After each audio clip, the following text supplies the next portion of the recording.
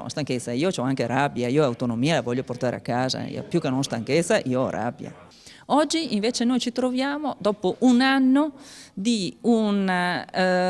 roccambolesca trattativa, di una istruttoria articolata condotta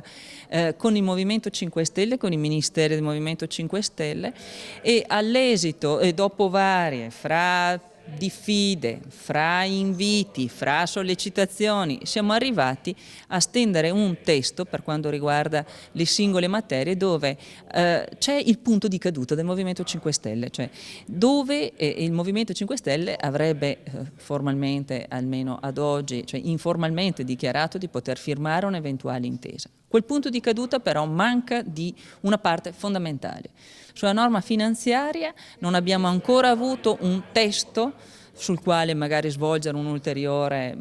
analisi e poi resta il vero grande passaggio perché l'intesa è una firma fondamentalmente fra due esecutivi, fra il Presidente della Regione e il Presidente del Consiglio. Autonomia, il ministro Stefani non ce l'ha con i 5 Stelle, nemmeno con il premier Conte, ma fa capire che a Roma una gran parte di deputati del Sud rallentano anche da fuori delle aule parlamentari il cambiamento costituzionale, anche contro gli interessi dei loro stessi elettori. Perdere questa occasione, affossarla in dinamiche politiche, affossarla su questa assurda dialettica di contrapposizione nord-sud, è un nord-sud di contrapposizione della politica, di politici magari del sud, non dei cittadini, perché i cittadini desiderano che vi sia veramente un cambiamento, i cittadini del sud vogliono essere dei cittadini di serie A ad avere i servizi che a loro spettano, che gli spetta per Costituzione, gli spetta per legge e gli spetta per civiltà.